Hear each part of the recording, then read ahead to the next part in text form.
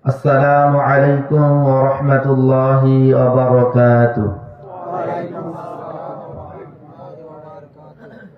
إن الحمد لله نحمده ونستعينه ونستغفره ونعوذ بالله من شرور أنفسنا ومن سيئات أعمالنا. من يهد الله فلا مضل له ومن يضلله فلا هادي له. وأشهد أن لا إله إلا الله وحده لا شريك له. وأشهد أن محمدا عبده ورسوله الذي أرسله بالحق بشيرا ونذيرا وداعيا إلى الله بإذنه وسراجا منيرا. أما بعد فأعوذ بالله من الشيطان الرجيم.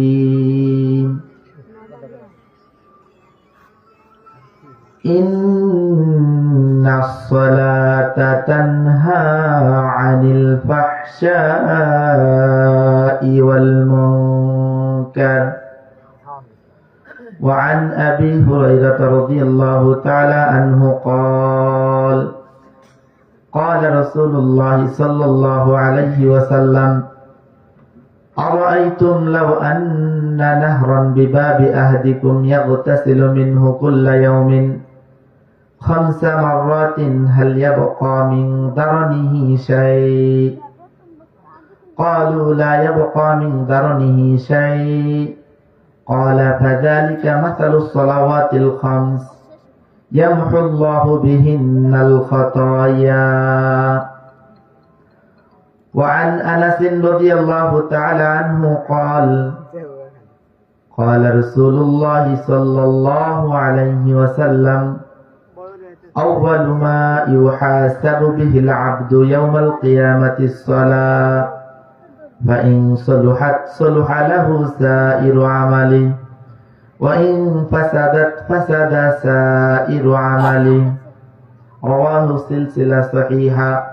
وعن عائشة رضي الله عنها قالت قال رسول الله صلى الله عليه وسلم الماهر بالقرآن مع السفرة الكرام البررة والذي يقرأه يتتعتع فيه وهو عليه شاق له أجران.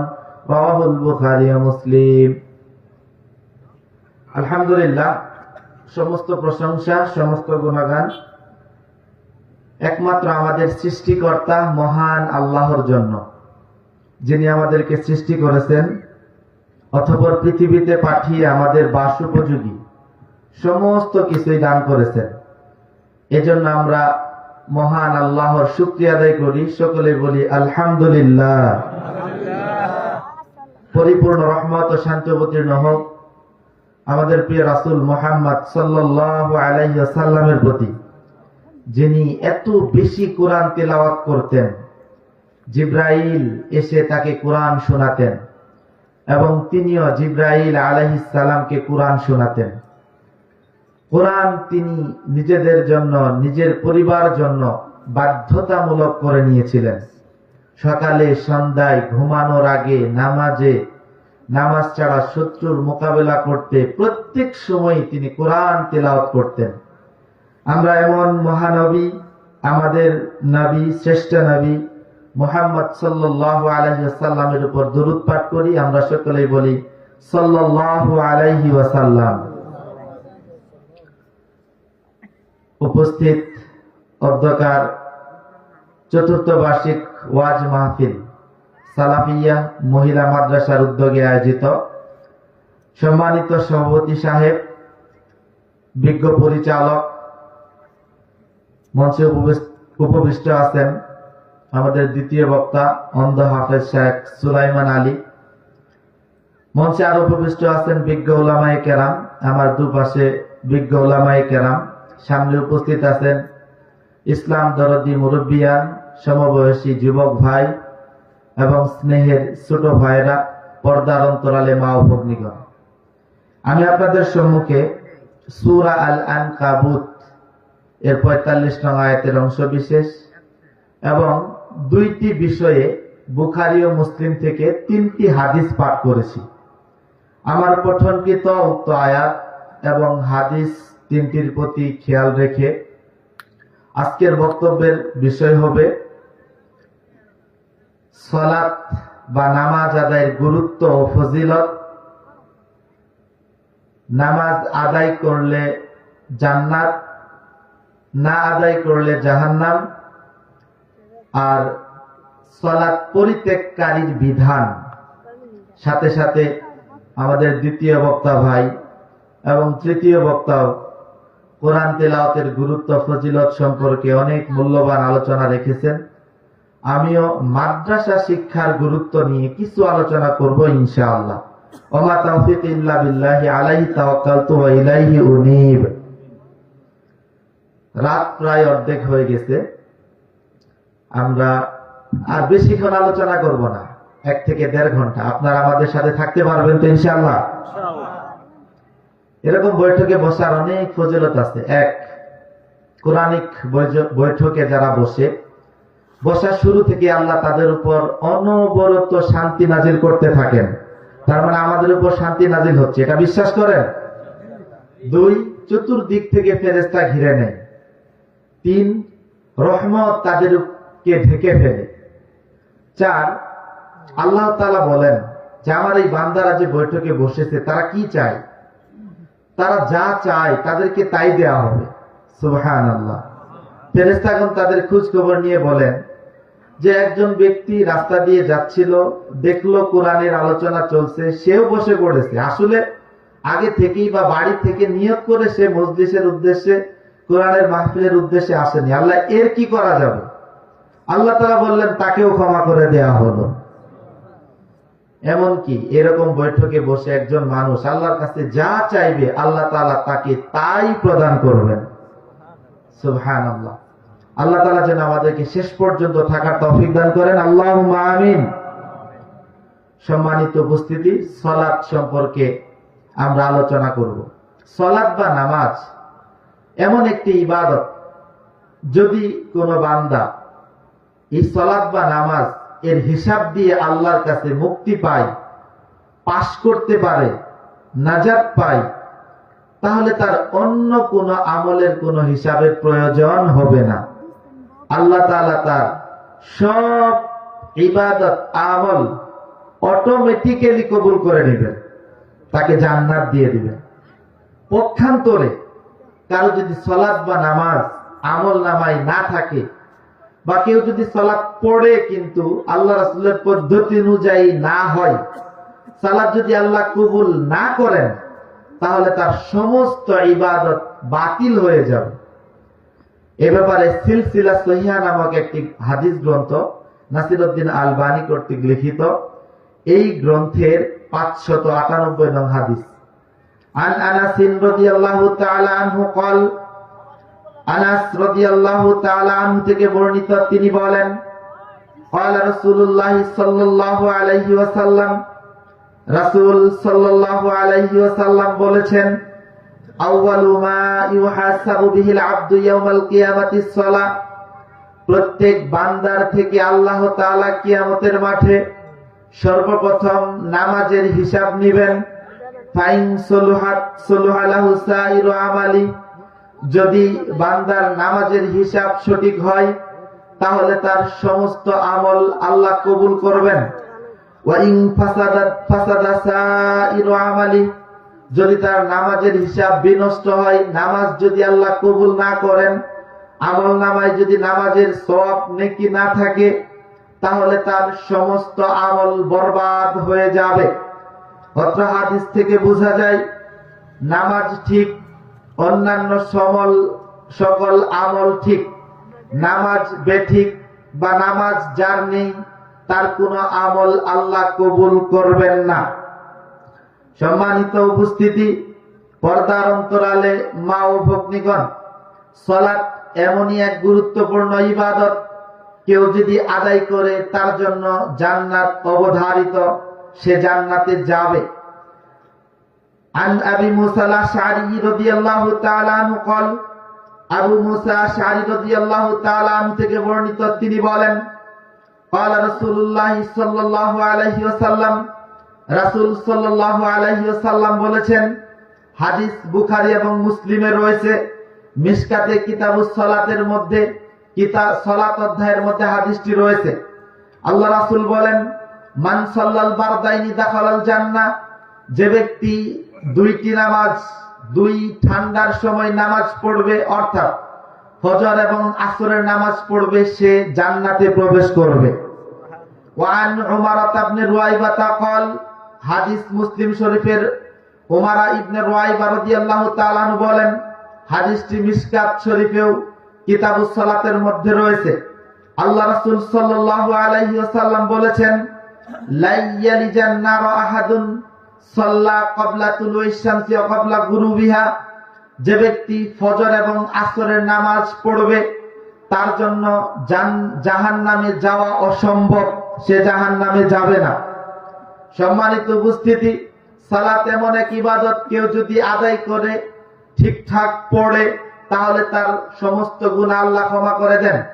এ ব্যাপারে বুখারী শরীফের হাদিসে রয়েছে, আন আবি হুরায়রা রাদিয়াল্লাহু তাআলা আনহু قال, আবু হুরায়রা রাদিয়াল্লাহু তাআলা আনহু থেকে বর্ণিত, তিনি বলেন, قال রাসূলুল্লাহ সাল্লাল্লাহু আলাইহি ওয়াসাল্লাম, রাসূল সাল্লাল্লাহু আলাইহি ওয়াসাল্লাম বলেছেন, আরাআইতুম লাউ আন্না নাহরান বিবাবি আহাদিকুম, হে আমার সাহাবাগণ, তোমরা বলো তো দেখি, তোমাদের কারো ঘরের দরজার নিকটে যদি একটি স্বচ্ছ পানির ফোয়ারা থাকে, পুকুর থাকে, নদী বা ওয়াটারফল নহর থাকে, এবং সে যদি সেই নদীতে, ফোয়ারাতে, ওয়াটারফলে দৈনিক 5 বার গোসল করে, হাল ইয়াবকা মিন দারনিহি শাই, তাহলে সেই ব্যক্তির শরীরে কি কোনো ময়লা থাকতে পারে? ক্বালু, সাহাবীগণ বললেন, লা ইয়াবকা মিন দারনিহি শাই, আল্লাহ রাসূল, এমন ব্যক্তির শরীরে কোনোদিন কোনোভাবেই ময়লা থাকতে পারে না। ক্বালা, আল্লাহ রাসূল সাল্লাল্লাহু আলাইহি সাল্লাম তখন বললেন, শোনো, ফাযালিকা মাসালুস সালাওয়াতিল খামস ইয়ামহুল্লাহু বিহিন্নাল খাতায়া, যে ব্যক্তি 5 ওয়াক্ত নামাজ পড়বে, 5 ওয়াক্ত নামাজের উদাহরণটাও হচ্ছে এমন, 5 ওয়াক্ত নামাজ পড়লে আল্লাহ তাআলা তার সমস্ত গুনাহ ক্ষমা করে দেন, তার শরীরে কোনো ময়লা থাকতে পারে না, পাপ থাকতে পারে না। সম্মানিত উপস্থিতি, এই জন্য সালাত আদায় করতে হবে। সালাত এমন এক ইবাদত, যখন কেউ সালাতে দাঁড়ায় তোর সমস্ত পাপকে আল্লাহ তাআলা তার মাথায় চাপিয়ে দেন, মাথায় রেখে দেন। যতবার সিজদা করে ততবার তার পাপ ঝরে যায়। এ ব্যাপারে আন সালমান আল ফারিসি রাদিয়াল্লাহু তাআলা আনহু قال, সালমান ফারসি রাদিয়াল্লাহু তাআলা আনহু থেকে বর্ণিত হয়েছে, তিনি বলেন, قال রাসূলুল্লাহ সাল্লাল্লাহু আলাইহি সাল্লাম, রাসূল সাল্লাল্লাহু আলাইহি ওয়াসাল্লাম বলেছেন, যখন কোন ব্যক্তি নামাজে দাঁড়ায়, অখতায়াহু মারফুআতুন আলা রাসিহি, তখন তার পাপগুলোকে তার মাথায় রাখা হয়। কুল্লামা সাজাদা তাহাত্তাত আনহু, যতবার সে সিজদা করে ততবার তার শরীর থেকে পাপ ঝরে পড়ে। এইভাবে সে যখন সালাত আদায় শেষ করে, আল্লাহ তাআলা তার সমস্ত পাপগুলোই ক্ষমা করে দেন। সুবহানাল্লাহ। বিদায় হজ্জের ভাষণ, আল্লাহ রাসূল বিদায় হজ্জের ভাষণে তার জীবনের অন্তিম সময়ে, শেষ পর্যায়ে গুরুত্বপূর্ণ ভাষণ মানুষকে শুনিয়েছেন, বক্তব্য প্রদান করেছেন। সেখানে যতগুলো বক্তব্য রয়েছে ইতিহাসের পাতায় লেখা রয়েছে, হাদিস গ্রন্থে আপনার টু দা পয়েন্ট লেখা রয়েছে। আবু উমামা বাহিলি রাদিয়াল্লাহু তাআলা আনহু বলেন, রাসূল সাল্লাল্লাহু আলাইহি সাল্লাম বিদায় হজ্জের ভাষণে বলেছেন, মানুষেরা যখন 5 ওয়াক্ত সালাত আদায় করবে, আল্লাহ রাসূল বলেন, সাল্লু খামসাকুম, হে পৃথিবীর মানুষ, তোমরা 5 ওয়াক্ত নামাজ পড়ো। 2, অসুমু শাহরাকুম, রমজান মাসের সিয়াম পালন করো। 3 ওয়াআদ্দু যাকাতা আমওয়ালিকুম, তোমাদের সম্পদের যাকাত দাও, তোমাদের সম্পদের যাকাত দাও।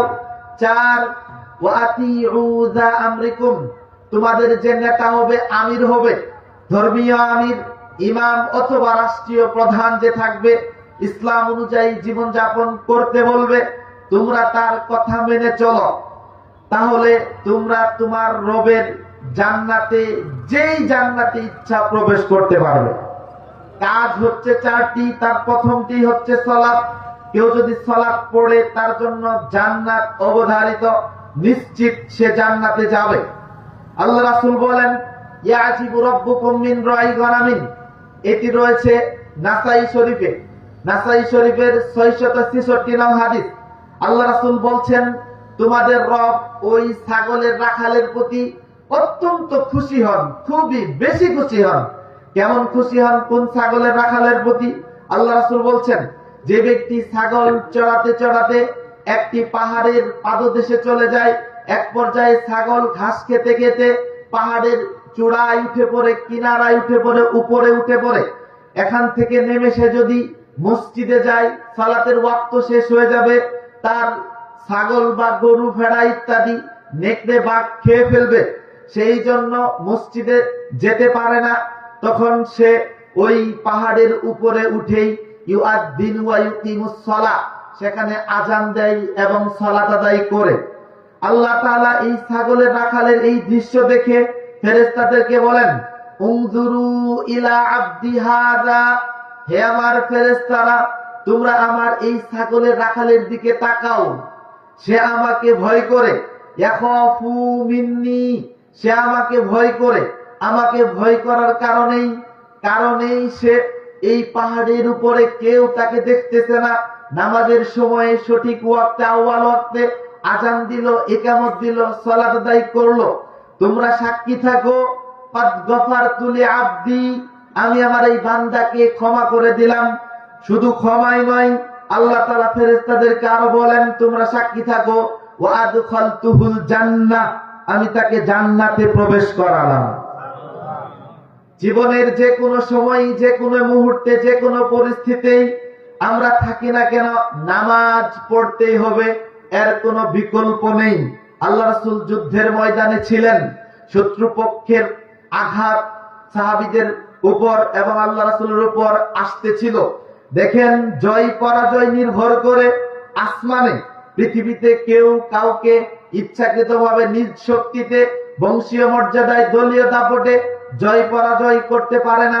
জয় পরাজয় লিখা থাকে আল্লাহর আসমানে। দেখুন, এই জন্য আল্লাহ সুবহানাহু ওয়া তাআলা, আল্লাহ রাসূল সাল্লাল্লাহু আলাইহি সাল্লাম যুদ্ধের ময়দানেও সালাত ছাড়েননি। তিনি এমন ক্রিটিক্যাল সময়েও সালাত পড়েছেন, এমন ভাবে যে তিনি ইমামতি করেছেন, 2 রাকাত নামাজ পড়েছেন।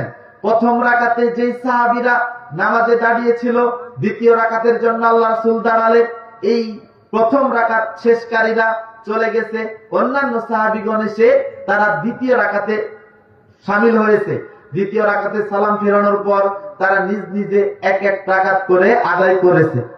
বোঝা যাচ্ছে যে একজন মানুষ যদি দাঁড়িয়ে থেকে সালাত আদায় করতে না পারে, তাকে বসে আদায় করতে হবে। বসে থেকে কেউ যদি সালাত আদায় করতে না পারে, শুয়ে থেকেই সে ইশারার মাধ্যমে সালাত আদায় করতে হবে। শুয়ে থেকেও যদি সে না পারে, ওযু করতে না পারে, সমস্যা, তাহলে সে ওযুর নিয়ত করে নেবে। তাইমুম যদি করা সম্ভব হয় করবে, কিন্তু হুশ আছে তাইমুমও করতে পারে না, আজান শুনেছে, এমন ব্যক্তি শুধু নিয়ত করবে ওযুর বা তাইমুমের, তারপরেও তাকে সালাত আদায় করতে হবে, এর কোনো বিকল্প নেই। কিন্তু দুঃখজনক হলো সত্য, আমরা সালাত গড়িমসি করে আদায় করি না, সালাত ত্যাগ করি, বাদ দেই, এটাকে পাপই মনে করি না। এবার আমি আপনাকে বুঝাই এই সম্পর্কে, সালাতের ফজিলত সম্পর্কে আরো কত হাদিস নেবেন আমি আপনাকে শোনাতে পারি, তার মধ্যে গুরুত্বপূর্ণ একটি শুনিয়ে যাই।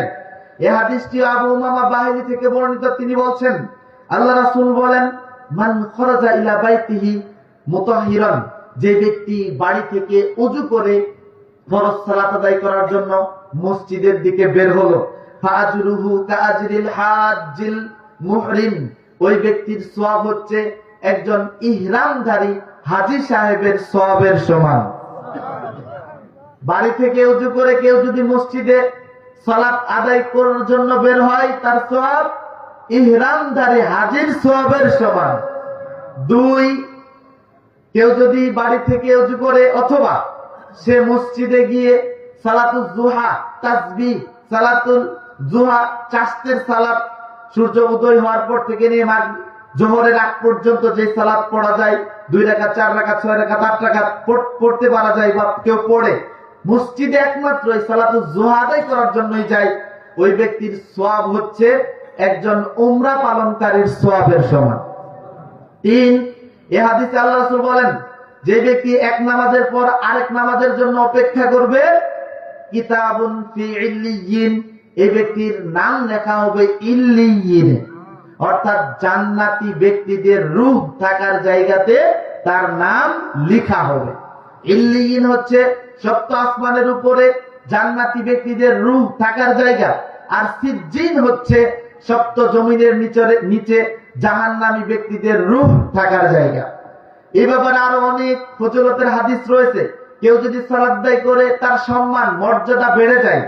আনাবি উমামাত আল বাহিলি, এই হাদিসটা আবু উমামা বাহিলি থেকে বর্ণিত, আহমদ শরীফে রয়েছে। তিনি বলেন, আতাইতুন নাবিয়্য সাল্লাল্লাহু আলাইহি ওয়াসাল্লাম, আমি আল্লাহর রাসূলের কাছে আসলাম, ফাকুলতু লাহু, এবং আল্লাহ রাসূলকে বললাম, মুরনি বিআমদিন আনকাতিউ বিহি, আল্লাহ রাসূল আমাকে বেশি না একটি আমল করার কথা বলবেন, এই একটি আমল আমি যথাযথভাবে আদায় করব, কখনো ত্যাগ করব না, খুব নিয়ম মেনে যথাযথভাবে আমি হিফাজত করব, একটি আমলের কথা বলুন।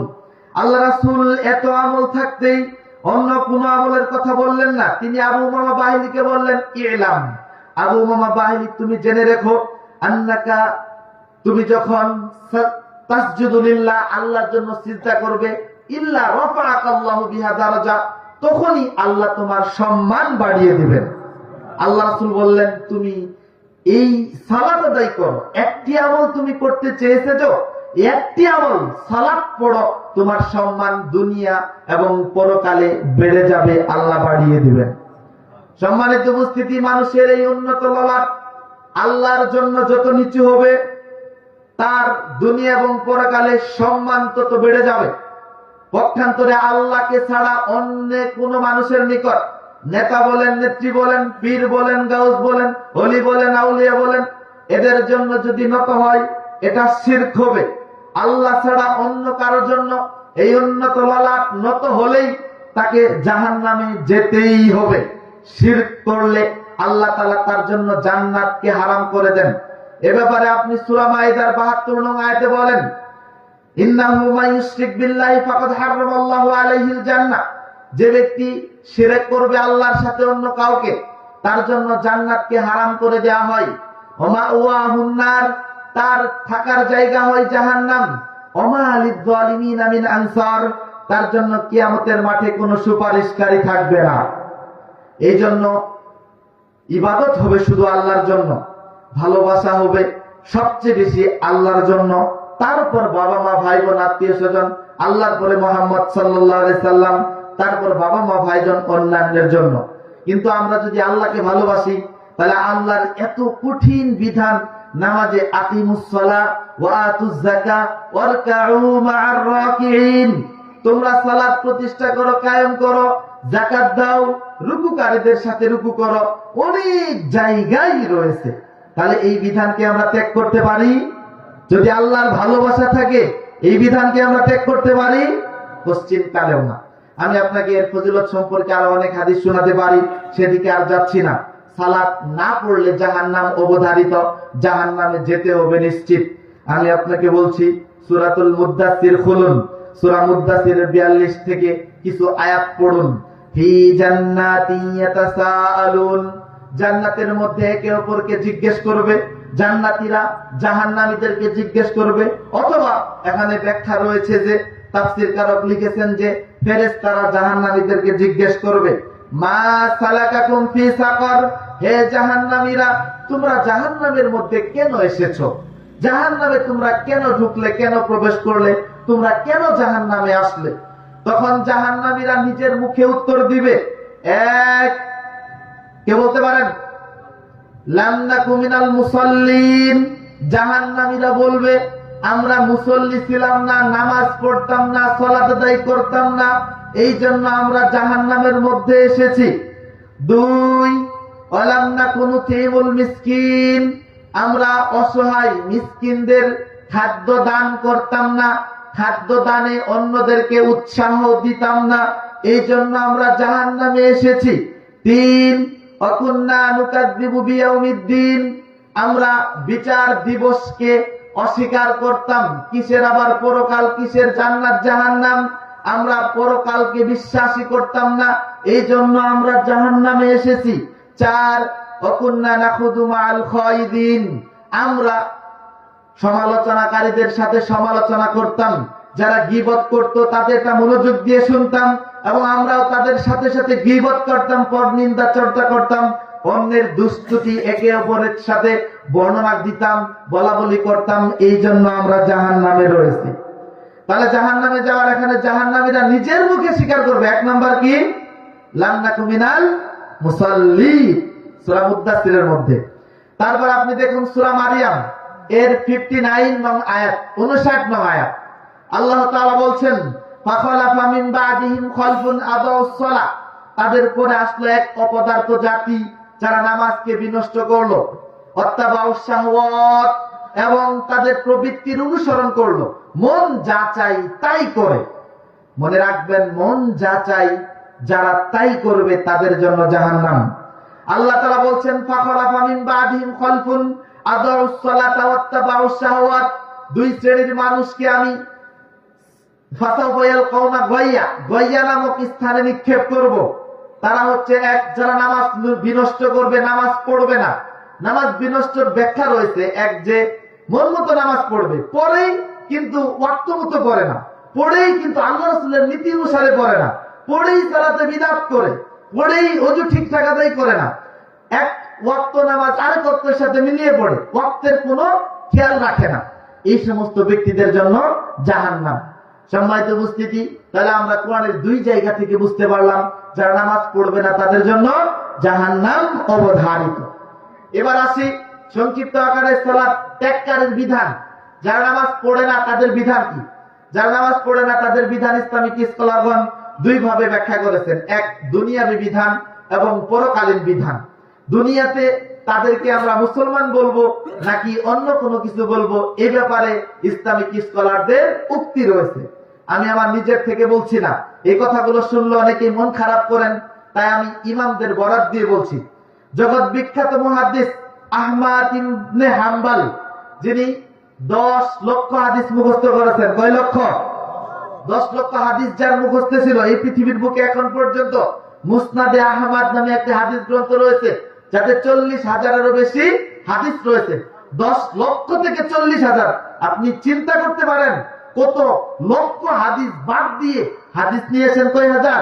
40,000। ছাটাই বাছাই করে সেখানে তিনি একটি আল্লাহ রাসূলের হাদিস নিয়ে এসেছেন এবং শেষে বা প্রথমে একটা মন্তব্য করেছেন। মন্তব্যটাই আগে বলি। ইমাম আহমদ বিন হাম্বল বেনামাজিদের সম্পর্কে তার কমেন্টস, মন্তব্য কি? তারিকুস সালাতি কাফিরুন কুফরান মাখরাজান মিনাল মিল্লাহ ইউকতালু ইযা লাম ইয়াতুব ওয়া ইউসাল্লি। এটি কিন্তু হাদিস না, কাউল ইমাম আহমদ বিন হাম্বলের কথা। তিনি বলছেন বেনামাজি হচ্ছে কাফের, এমন কাফের সে ইসলামী মিল্লাত থেকে পুরোপুরি বহিষ্কৃত, বের হয়ে যাবে। তাকে হত্যা করতে হবে যতক্ষণ পর্যন্ত সে তওবা করে সালাতের স্বীকৃতি না দিবে। যদি সে সালাত আদায় করতে না চায়, তওবা করে ফিরে না আসে, ইসলামিক রাষ্ট্রপ্রধান, মুসলিম রাষ্ট্র নায়ক তাকে হত্যা করবে। এটা আমরা সাধারণ মানুষ, চেয়ারম্যান মেম্বার কিন্তু কোনো ক্ষমতা নাই। তবে যদি চেয়ারম্যান মেম্বার শাসিত এলাকা হয়, সরকার যদি তাকে পাওয়ার দেয় ইসলামিক রাষ্ট্র, তাহলে সে করতে পারবে। কিন্তু আপনি আমি করতে গেলে কিন্তু সেটা আমাদের জন্য দোষের হবে। আমরা হজ কায়েম করতে আমরা যোগ্য না, ইসলামিক রাষ্ট্রপ্রধানই এটা করতে পারে। দেখুন, আপনি আমি এই বিষয়ে পার পেয়ে যাচ্ছি। যদি ইসলামিক রাষ্ট্র কায়েম থাকতো তাহলে কিন্তু আমাদেরকে এইভাবে শাস্তি দেওয়া হতো। দেখুন ইমাম আহমদ বিন হাম্বল। তারপর আমরা আসি ইমাম মালিক, ইমাম শাফি। তারা 2 জন বলতেছেন যে লা ইয়াকফুরু, সালাত ত্যাগ করা কুফরি নয়, কিন্তু ফাসিকি। বড় ধরনের পাপ সালাত ত্যাগ করলে হয়, কিন্তু এই পাপীর এই বড় ধরনের পাপ করার কারণে তাদের শাস্তি কি? শাস্তির ব্যাপারে ইমাম আহমদ বিন হাম্বলের সাথে তারা একমত পোষণ করেছেন। তারা যদি তওবা করে সালাতের স্বীকৃতি না দেয় তাহলে তাদেরকে হত্যা করতে হবে।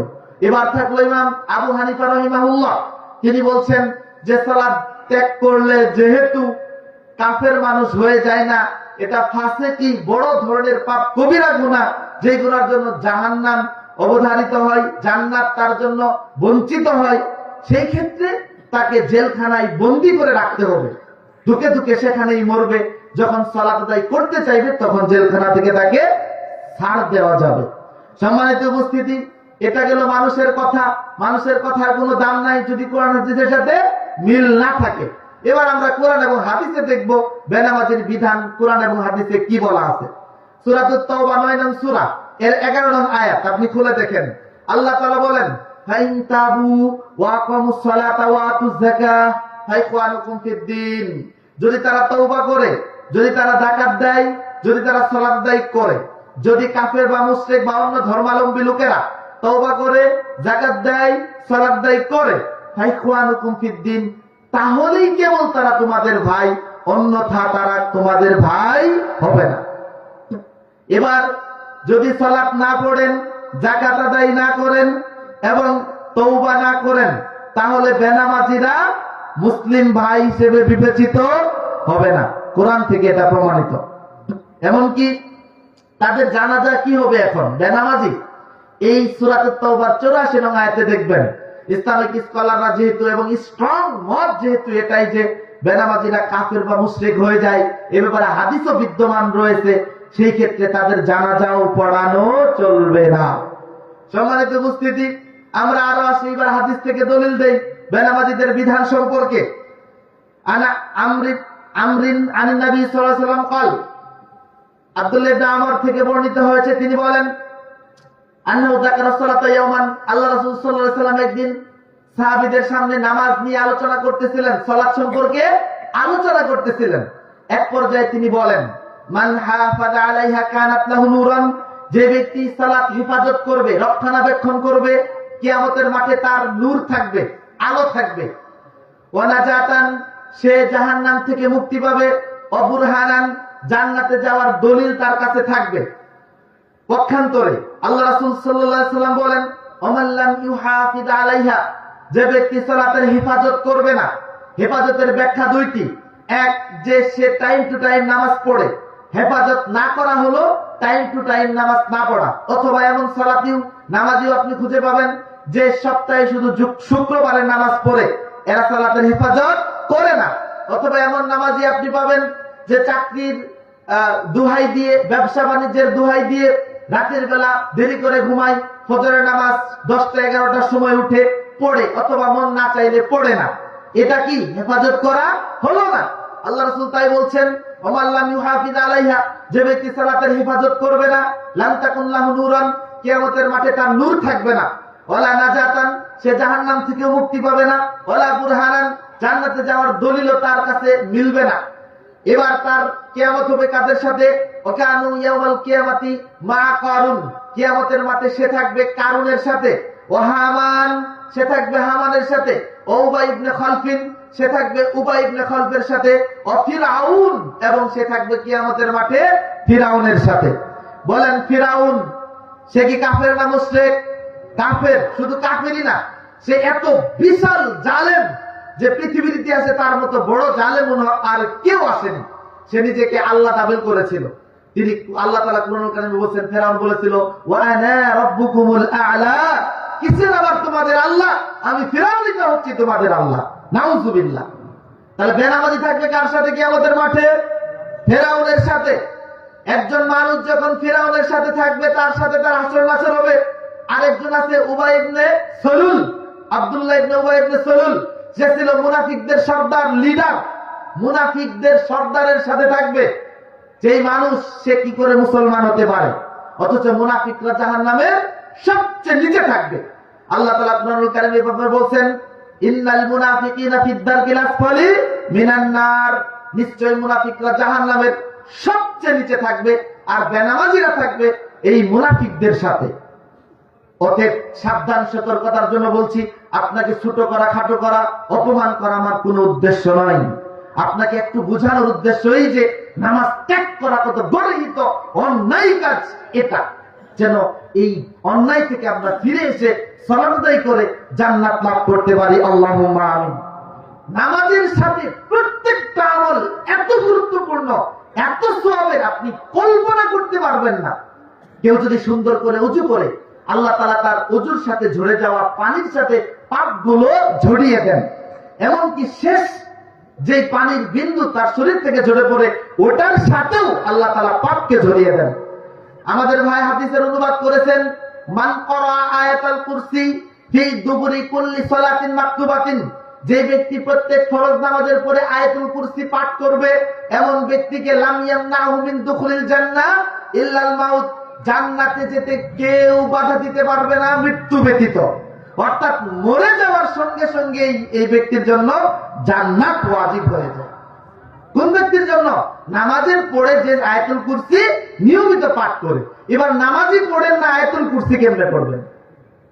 দুঃখজনক ভাই, আমি আপনাকে অনেকক্ষণ এইভাবে হাদিস শোনাতে পারি, আলহামদুলিল্লাহ। ধৈর্যচ্যুতি যদি আপনাদের না ঘটে, আমরা আর আধা ঘন্টা 40 মিনিটের মতো কথা বলবো।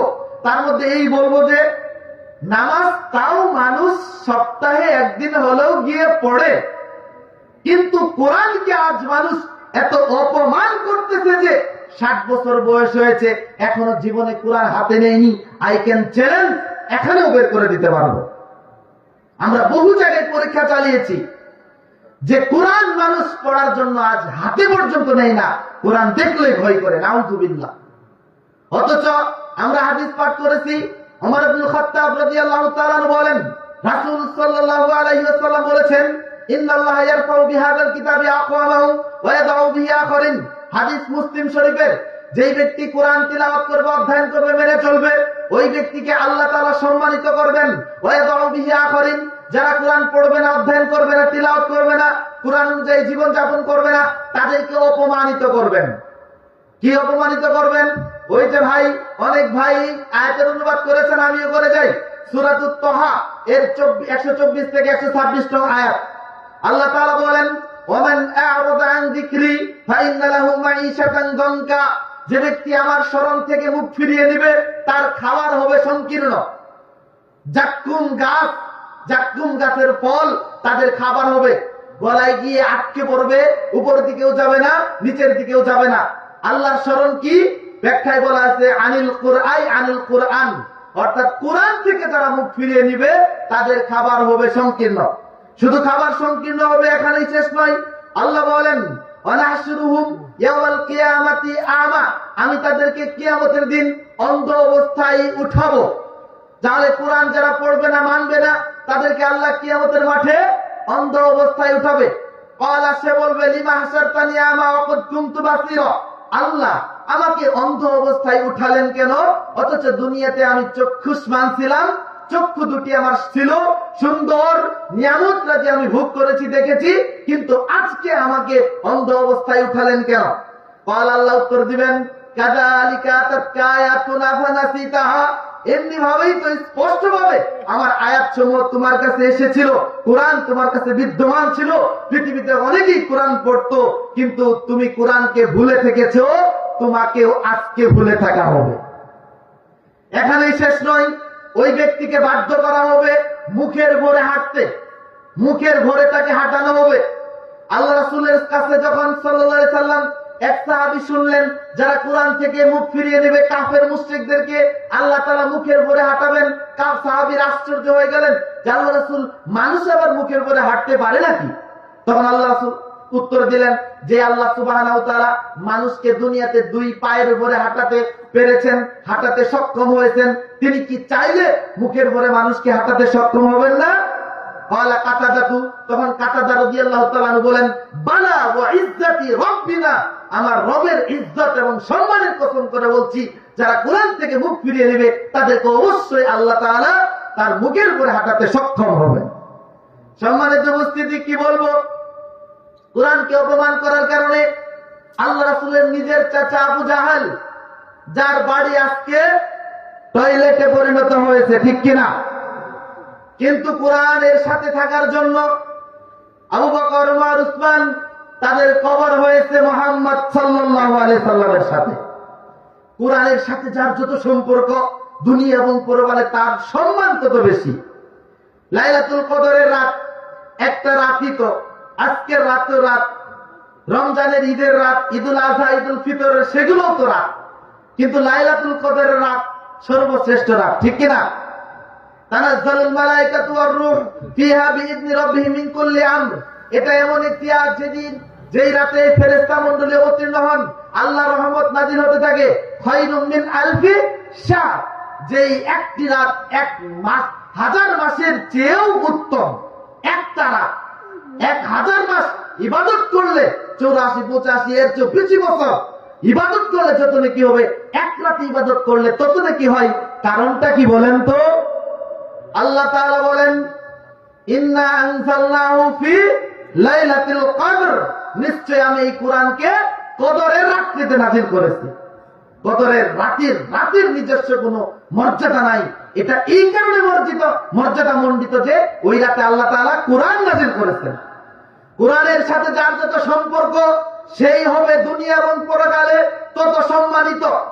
আর আয়েশা রাদিয়াল্লাহু আনহা قالت, আয়েশা রাদিয়াল্লাহু তাআলা আনহা থেকে বর্ণিত হয়েছে, হাদিস বুখারী এবং মুসলিমে, তিনি বলেন রাসূল সাল্লাল্লাহু আলাইহি ওয়াসাল্লাম বলেছেন, আল মাহিরু বিল কুরআনি মা'আস সাফরাতিল কিরামিল বাররা, যারা কোরআন পাঠে দক্ষতার সাথে কোরআন পড়তে পারে, সুললিত কণ্ঠে পড়তে পারে, অর্থ বুঝে, তাফসীর বুঝে, মানুষকে বুঝাতে পারে, এমন ব্যক্তিরা কিয়ামতের মাঠে সম্মানিত লেখক ফেরেশতাদের সাথে থাকবে। তাদের সম্মানই আলাদা। ওয়াল্লাযী ইয়াকরাহু ইয়াতাতাআতাউ ফীহি ওয়া হুয়া আলাইহি শাকুন, কিন্তু যে ব্যক্তি কোরআন পড়ে, কোরআন পড়তে গিয়ে আটকে পড়ে, তত করে, তুতলামি করে, ঠেকে পড়ে, এমন ব্যক্তির রয়েছে ডাবল নেকি। সুবহানাল্লাহ। কিন্তু দুঃখজনক হলো সত্য, এক প্রকার হুজুরেরা, এক প্রকার আলেমেরা কোরআন দিয়ে আমাদেরকে ভয় দেখায় যে কোরআন ভুল পড়লে, কোরআন পড়তে না পারলে, তত করে আটকে পড়লে তাকে কোরআন নাকি লানত করবে। হ্যাঁ, আপনি যখন শেষ পর্যন্ত চেষ্টা করতে থাকবেন, যা পারবেন সেটাই আল্লাহ কবুল করবেন। কিন্তু আপনি চেষ্টাই করলেন না, আপনার ভুল হচ্ছে, সেটা সংশোধন করে নেবেন। আপনি অল্প পারেন, ধীরে ধীরে 30টা সংশোধন, 2 মাসে 60টা সংশোধন, 3 মাসে 90টা সংশোধন করে নিলেন, তারপরে আর কই ভুল থাকবে? 2 বছর সংশোধন করেন, তারপরে তো ঠিক হয়ে যাবে। আমাদের মধ্যে ভুল প্রচলন রয়েছে এরকম যে কোরআন শুধু ছোটবেলায় শিখতে হয়। নাউজুবিল্লাহ। আল্লাহ রাসূল কোরআন শিখেছেন কত বছর বয়সে? 40 বছর বয়স থেকে। অর্থাৎ নবুয়ত কোরআন নাযিল হওয়ার আগে তো তিনি কোরআন শিখেন নাই। যেদিন থেকে নাযিল হয়েছে সেদিন থেকে কোরআন শিক্ষা শুরু করেছেন। তারপরে বেঁচে ছিলেন মাত্র 23 বছর, 63 বছর বেঁচে ছিলেন। এই 23 বছরে তিনি কোরআনের সারা বিশ্বব্যাপী এত বিপ্লব ঘটিয়েছেন। সুবহানাল্লাহ। ওই সময় আবু বকর রাদিয়াল্লাহু তাআলা আনহুর বয়স আরো অনেক বেশি ছিল। বলছিলাম কোরআনের ফজিলত, যার সাথে কোরআন থাকবে সেই সম্মানিত। মুহাম্মদ সাল্লাল্লাহু আলাইহি সাল্লাম বেঁচে ছিলেন মাত্র 63 বছর। আদম আলাইহিস সালাম, ইব্রাহিম, ইসমাঈল, নূহ আলাইহিস সালাম আর অন্যান্য নবীগণ অনেক বছর বেঁচে ছিলেন। 900 বছর বেঁচে ছিলেন নূহ আলাইহিস সালাম। আদম আলাইহিস সালামের বয়স 1000 এর বেশি ছিল বা এরকম ছিল। আল্লাহ রাসূল বেঁচে ছিলেন 60 বছর, কিন্তু 60 বছর হওয়ার পরেও তিনি সর্বশ্রেষ্ঠ কেন? সবচেয়ে দামি, সবচেয়ে সর্বশ্রেষ্ঠ নবী এবং রাসূল হলেন কেন? কি এবং তার মর্যাদা? মানুষ হিসেবে তিনি সবার পরে এসেছেন, নবী হিসেবে সবার পরে এসেছেন, কিন্তু তার মর্যাদাটা বেশি হওয়ার কারণ কি? এটা এই জন্য যে মুহাম্মদ সাল্লাল্লাহু আলাইহি সাল্লামের উপর আল্লাহ কোরআন নাযিল করেছেন। কোরআন স্বয়ং আল্লাহর বৈশিষ্ট্য, কোরআন আল্লাহর কথা। এটাকে যে যত বেশি চর্চা করবে, যে যত বেশি মেনে চলবে, ওই ব্যক্তি তত বেশি সম্মানিত হবে। এই দুনিয়াতে এনসিপিও নেতাগিরি করে, জামাতে ইসলামীও নেতাগিরি করে, আওয়ামী লীগ তো পালিয়েছে, বিএনপিরাও নেতাগিরি করতেছে। ছোট্ট একটা ছেলে শরীফ উসমান বিন আব্দুল হাদী, তার মর্যাদা, তার সম্মান, তার জানাজাতে যুদ্ধের পর থেকে, 71-এর পর থেকে নিয়ে এত মানুষ হয়েছে যে অন্য কারো জানাজায় এত মানুষ হয়নি। কি জন্য বলেন তো?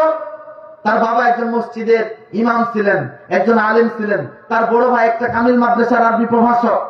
তার মা কোরআন পড়তে জানতেন, সে নিজে কোরআন তেলাওয়াত করে অধ্যয়ন করে সে আলিম পর্যন্ত মাদ্রাসায় পড়াশোনা করেছে, সে ঢাকা বিশ্ববিদ্যালয় থেকে অনার্স মাস্টার্স করেছে, একটা বিশ্ববিদ্যালয়ের বেসরকারি বিশ্ববিদ্যালয়ের ইংলিশ শিক্ষক তিনি, টিচার তিনি। কিন্তু তার সম্মান, তার মর্যাদা, তার ভালোবাসা আমাদের হৃদয়ে রক্তক্ষরণ হয়েছে তার মৃত্যুর কথা শোনার পর। সে যখন গুলিবিদ্ধ হয়েছে তখন থেকে যে আমরা তার সুস্থতার জন্য দোয়া করেছি এবং এত নেট ঘেটেছি, এত ফেসবুকে সামাজিক যোগাযোগ মাধ্যমে খবর আমরা খুঁজেছি যে কখন ভাইয়ের সুস্থতার কথা আমরা শুনতে পারবো। কি জন্য বলেন তো? সে বলেছে বিশ্ববিদ্যালয়ে ভর্তি হওয়ার কথা, যে আমার বাবা একটা কারণে মাত্র আমাকে বিশ্ববিদ্যালয়ে ভর্তি হওয়ার অনুমতি দিয়েছে, সেটা হচ্ছে যে কুলকাঠি বা বরিশালের এরকম একটা জায়গার নাম, এই জায়গার পাশে হিন্দুদের শিব মন্দির ছিল, শিব মন্দিরের পাশে মসজিদ ছিল। তো এই মসজিদের পাশ দিয়ে হিন্দুরা শিব মন্দিরে পূজা করতে যায়। মুসলমানরা বাদী হইল যে আমরা নামাজের সময় নামাজ পড়ি, তোমরা ঢোল তবলা নিয়ে এই শিব মন্দিরে যাও, এটা আমাদের ব্যাঘাত ঘটে ইবাদতের, তোমরা অন্য সময়ে যাও, মাগরিবের সময় যাওয়া থেকে বিরত থাকো। কিন্তু তারা বিরত থাকবে না। এক পর্যায়ে মুসলমানেরা তাদের শিব মন্দিরে মসজিদের পাশ দিয়ে যাওয়ার রাস্তা বন্ধ করতে চাইলো, আগামীকাল তোমাদেরকে যে কোনো মূল্যে যেতে দেওয়া হবে না। মুসলমানরা নামাজ শেষে সেখানে অপেক্ষা করলো, হিন্দুরাও আসলো, মুখোমুখি হয়ে গেল। তখন ব্রিটিশ আমল ছিল, ব্রিটিশ সেই সময় শাসনকর্তা যেই ছিল ওই বরিশালের, তাকে ডাকা হলো, সে সৈন্য সামন্ত নিয়ে সেখানে উপস্থিত। দেখা গেল যে মুসল্লিরা তাকে ওই শিব মন্দিরে যাওয়ার ব্যাপারে নিষেধ করলো হিন্দুদেরকে। এক পর্যায়ে বলে ফেললো, আমাদের দেহে যতক্ষণ পর্যন্ত এই কাল্লা থাকবে, মাথা থাকবে, ততক্ষণ পর্যন্ত তোমাদেরকে এই রাস্তা দিয়ে মসজিদের পাশ দিয়ে গান তবলা ঢোল ইত্যাদি বাজিয়ে তোমাদের মন্দিরে যেতে দেব না, বিকল্প রাস্তা দেখে নাও। তখন ওই হিন্দু যেই নেতা ছিল তখন ব্রিটিশের ওই নেতাকে দেখিয়ে দিল যে আমাদেরকে হুমকি দিল এই ব্যক্তি যে আমরা যদি এই রাস্তা দিয়ে যাই তাহলে আমাদের কল্লচ্ছেদ করবে, আমাদের মাথা দেহ থেকে আলাদা করে দিবে। সে বলল কি, আমাদের দেহে মাথা থাকতে কাল্লা থাকতে তোমাদেরকে যেতে দেব না। কিন্তু হিন্দু ব্যক্তি দুভাষী হয়ে ওই ব্রিটিশ নেতাকে বলল আমাদের কাল্লা সে উড়িয়ে দিবে। তখন তৎক্ষণাৎ ওই ব্রিটিশ নেতা গুলি করতে বলল, 19 জন জায়গায় শহীদ হয়ে গেল। এটা উসমান হাদির বাবার সামনে। তখন উসমান হাদিকে যখন সে ইন্টার পাস করলো নেসারিয়া আলী মাদ্রাসা থেকে, তখন বললো, বাবা তুমি যদি ইংলিশ ভালো করে শিখতে পারো তাহলে আমি তোমাকে বিশ্ববিদ্যালয়ে ভর্তি হতে দেব, কেননা যেন ইংলিশ না শেখার কারণে আজ থেকে পরবর্তী প্রজন্মের কাউকে মরতে না হয়। সেখানে যদি তারা ইংলিশ জানতো তাহলে ওই ব্রিটিশের সাথে তারা ইংলিশে কনভারসেশন করতো, কমিউনিকেশন করতো, যোগাযোগ করতো, কথোপকথন করতো, তাহলে এই অঘটন ঘটতো না।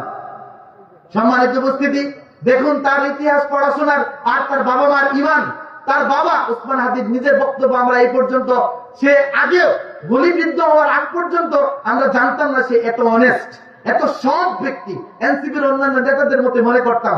যখন গুলিবিদ্ধ হলো আমার সামনে যখনই বক্তব্য যেগুলো আসতে লাগলো আমি শুনতে থাকলাম, 30-40টির ছোট ছোট বক্তব্যগুলো শুনলাম। তার মধ্যে ইনসাফ, ন্যায়, নীতি, আদল, সততা, এগুলো ইমান, ইনকিলাব মঞ্চ, এগুলো সব আরবি শব্দ এবং এত ভালো যে এই শব্দগুলোর সাথে পরিচিত আমরা এর অর্থই জানি না। ইনকিলাব মঞ্চ, ইনকিলাব কালচারাল সেন্টার মানে কি জানেন? বিপ্লব। বাংলাদেশের যে গণতান্ত্রিক হয়ে আছে এই যে কুফরিবাদ, তন্ত্রমন্ত্র আছে, এগুলো সমূলে উৎপাদন করে খেলাফত প্রতিষ্ঠা, ইসলামিক রাষ্ট্র প্রতিষ্ঠার তার একটা চিন্তা ভাবনা ছিল, যেটা প্রথম আলো, ডেইলি স্টার, ভারতের র এবং কি ভারতের আধিপত্যবাদটা মেনে নিতে পারেনি। তারা মনে করেছিল যে উসমান হাদি যদি আর 10 বছর 20 বছর বেঁচে থাকে তাহলে আমাদেরকে এদেশ থেকে তাড়িয়ে দিয়েই পারবে। সম্মানিত উপস্থিতি, এই জন্য সে এত পড়ুয়া ছিল, এত পরিমাণ পড়তো এবং কি উপস্থিত ব্রেন জ্ঞান এত বেশি ছিল যে যেখানে যতটুকু যা বলা দরকার সেখানে ততটুকু সেভাবেই উপস্থাপন করতে পারতো। আমরা ভাইয়ের জন্য দোয়া করি, আল্লাহ তাআলা তাকে জান্নাত নসিব করুন, আল্লাহুম্মা আমিন। সম্মানিত উপস্থিতি, কোরআন এমন এক গ্রন্থ, আপনি যেই জায়গাতে পড়বেন ওই জায়গাতে আল্লাহর পক্ষ থেকে শান্তি, রহমত, বরকত নাজিল হতে থাকবে। আমার ভাই হাদিস অনুবাদ করেছেন, আমি আপনাদেরকে আবার স্মরণ করিয়ে দিচ্ছি। আনিল বারা ইবনে আযিব রাদিয়াল্লাহু তাআলা قال, বারা ইবনে আযিব রাদিয়াল্লাহু তাআলা থেকে বর্ণিত, তিনি বলেন, কানা রাজুলুন ইয়াকরাউ সূরাতাল কাহফি ওয়া ইলা জানিবিহি হিসানুন মারবুতুন বিশাতানাইনি। এক ব্যক্তি রাতের বেলা সে কোরআন এর সূরা কাহফ তিলাওয়াত করতেছিল। সূরা কাহফ জানেন তো, বনি ইসরাইলের পরের সূরা, 18 নং সূরা। হ্যাঁ, এই সূরাটি আপনারা পাঠ করবেন। আল্লাহ রাসূল সাল্লাল্লাহু আলাইহি সাল্লাম এই ব্যক্তিটি রাতের বেলা সূরা কাহাফ পড়তেছিল এবং তার মাথার উপরে এক খণ্ড মেঘ ছেয়ে নিল। এই ব্যক্তিটি সূরা কাহাফ পড়তেছে আর ওই মেঘখণ্ড আস্তে আস্তে নিচের দিকে আসতেছে। এবং তার পাশে যে বেঁধে রাখা ঘোড়া, এটা কোরআন তেলাওয়াত শুনে বা ওই মেঘখণ্ডকে দেখে লাফালাফি শুরু করে দিল।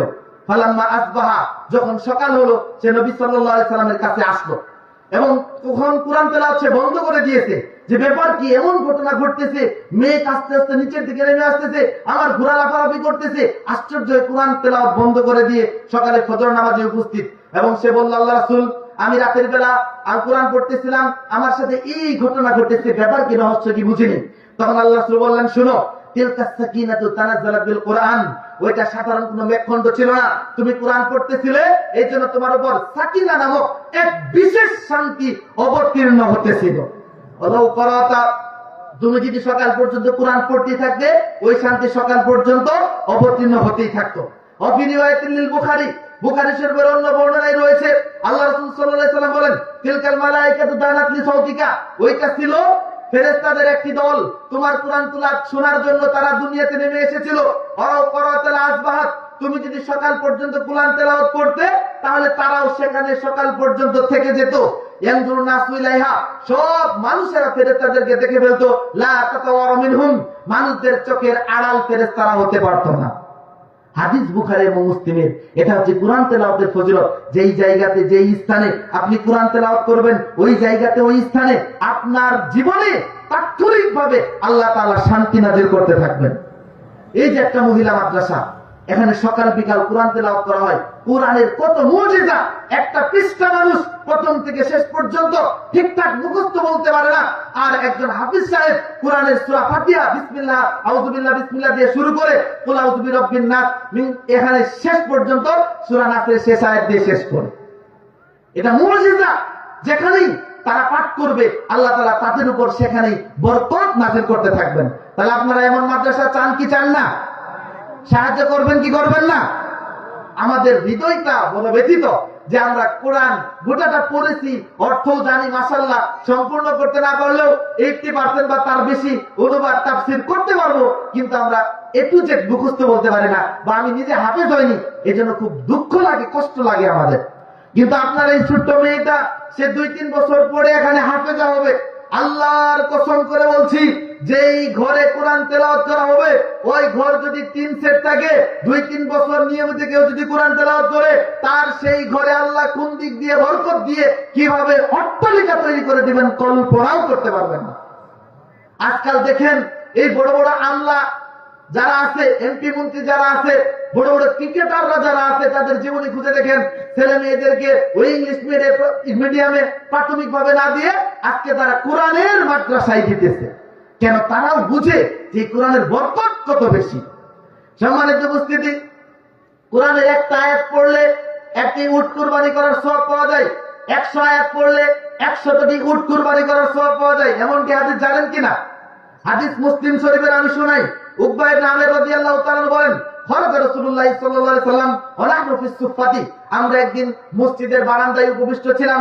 এমন সময় আল্লাহ রাসূল বাড়ি থেকে বের হয়ে আমাদের মাঝে আসলেন এবং বললেন, আইয়ুকুম ইউহিব্বু আন ইয়াদুআ কুল্লা ইয়াউমিন ইলা বুতহানা আও ইলাল আকিকি, তোমাদের মধ্যে কোন ব্যক্তি আছে যে প্রত্যেকদিন সকালবেলা সে আকিক এবং বুতহান নামক বাজারে যাবে এবং সেখান থেকে 2টি বড় কুজের অধিকারিণী হৃষ্টপুষ্ট মোটা তাজা 2টি উট বা উটনি নিয়ে বাড়িতে ফিরে আসবে? এটা তোমাদের কোন ব্যক্তি পছন্দ করে? আকিক এবং বুতহান তৎকালীন সৌদি আরবে উট ক্রয় বিক্রয়ের সবচেয়ে বড় বাজার ছিল। আপনাদের পাশে সবচেয়ে গরু ছাগল হাট ক্রয় বিক্রয়ের বাজারের নাম কি? যেটাই হোক, এরকম বড় বাজার থেকে 2টি উট কোন পাপ করা ছাড়া, ফি গায়রি ইসমিন আলা কাতি রহিমিন, পাপও করতে হবে না, আত্মীয়তার সম্পর্ক ছিন্ন করতে হবে না, তোমরা নরমালি 2টি উট নিয়ে বাড়িতে আসবে, এটা তোমাদের মধ্যে কে পছন্দ করে?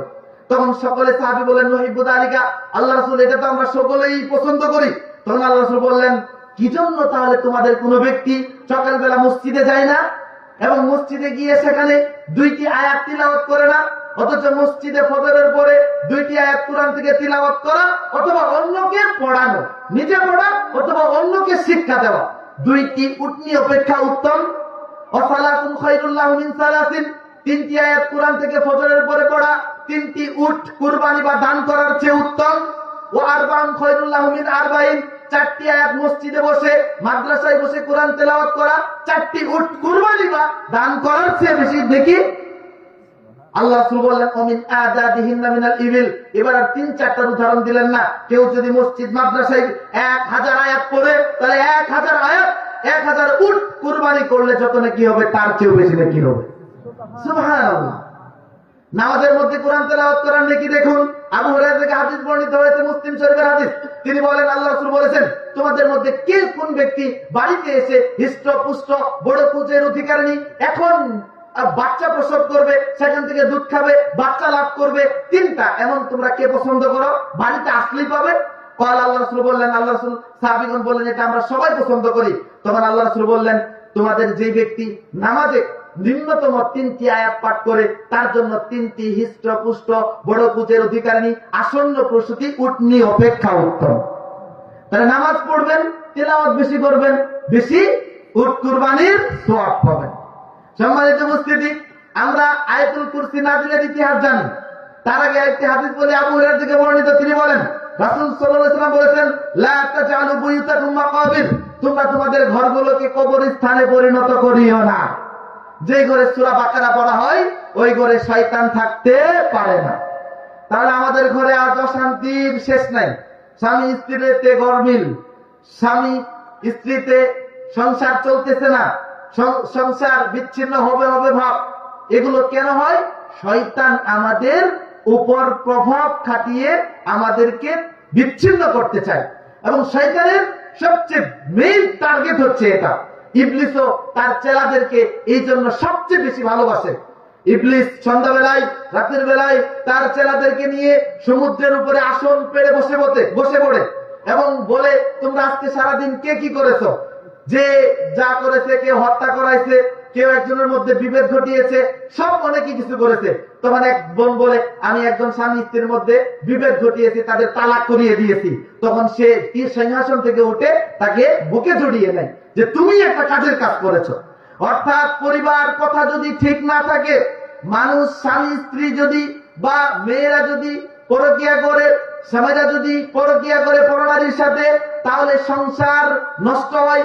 সংসার নষ্ট হলেই আপনার ইসলাম বিনষ্ট হবে। এই জন্য তো সাহাবাগীরা এত আপনার লাফালাফি করে, ভারতীয় আধিপত্যরা সাহাবাগীদের এত সহযোগিতা করে।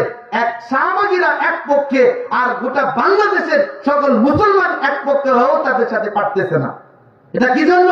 তারা মুসলমানদের পরিবার কথাকে বিনষ্ট করতে চায়, তারা আমাদের মধ্যে সমকামিতা ঢুকাতে চায়, তারা আমাদের মধ্যে পরকীয়া চর্চা করিয়ে দিতে চায়।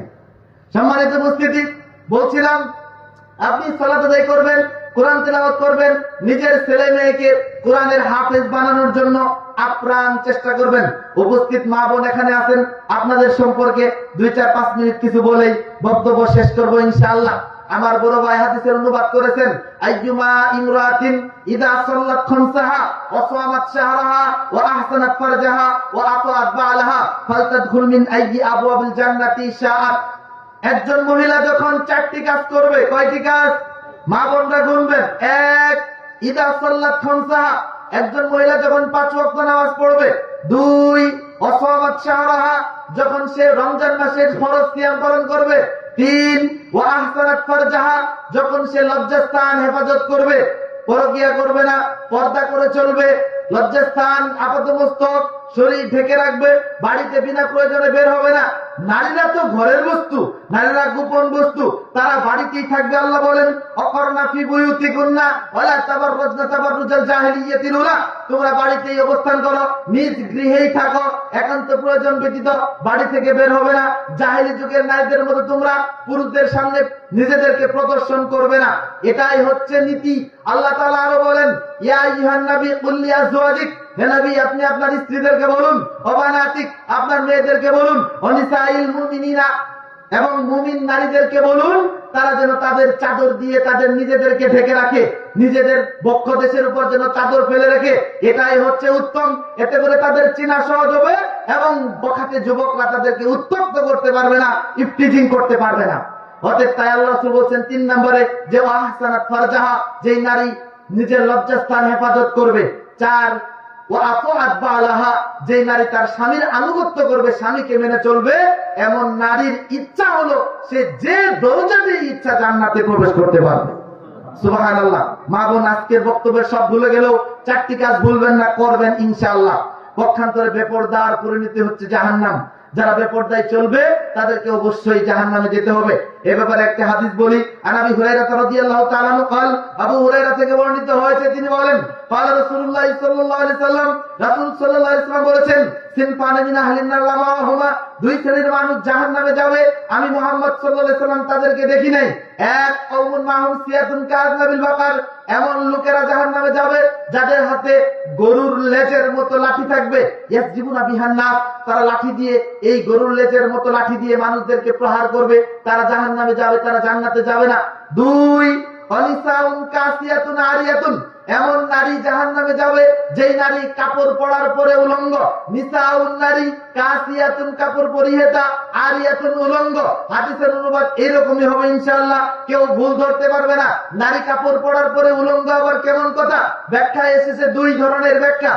1, এই নারীরা এমন পাতলা পোশাক পরবে যার কারণে শরীরের উপর থেকে সবকিছু বোঝা যাবে, কাপড়ের নিচে সব বোঝা যাবে অবয়ব। 2, অথবা পাতলা না পরলেও মোটাই পরবে, কিন্তু এমন টাইট ফিট পোশাক পরবে শরীরের উঁচু নিচু বোঝা যাবে, এরা কাপড় পরার পরে উলঙ্গ। এই সমস্ত নারীরা জাহান্নামে যাবে, তারা জান্নাতে যাবে না। তাদের আরো পরিচয় আল্লাহ রাসূল বলেছেন, মুমিলাতুন মাইলাতুন, তারা নিজেরা পুরুষদের দিকে আকৃষ্ট হবে এবং পুরুষদেরকে নিজেদের দিকে আকৃষ্ট করবে। তাদের পরিচয় আরো বলেছেন আল্লাহ রাসূল, রুসুহুন্না কাসনিমাতুল বুকতিল মাইলা, তাদের চুলগুলো উটের হেলে যাওয়া কুচের মতো থাকবে।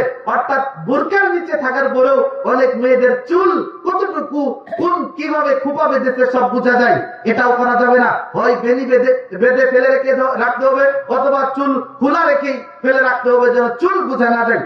আল্লাহ রাসূল বলছেন, এই সমস্ত নারীরা লা ইয়াদখুলুল জান্নাতা, তারা জান্নাতে যাবে না। ওয়ালা ইয়াজিদনা রিহা, জান্নাতে যাবে না তো যাবেই না, তারা জান্নাতের সুঘ্রাণও পাবে না। ওয়াইন্না রিহা লা ইউজাদু মিন মাসিরাতি কাযা ওয়া কাযা, যদিও তো জান্নাতের সুঘ্রাণ অনেক অনেক মাইল দূরে থেকে পাওয়া যাবে।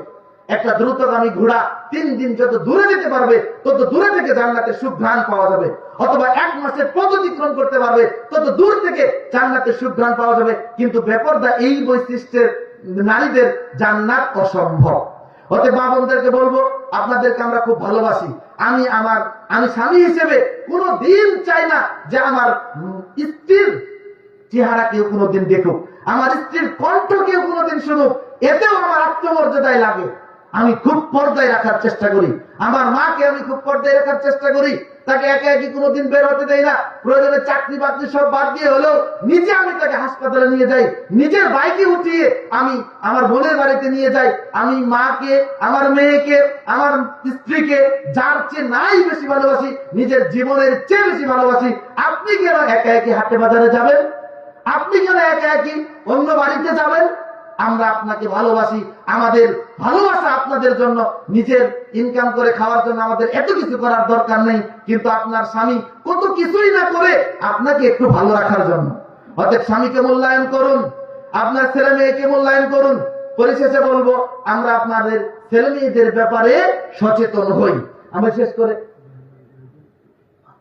জি মাশাআল্লাহ, আমার ভাই আরো জাহান্নামী নারীদের সম্পর্কে আরেকটু বলতে বলেছেন।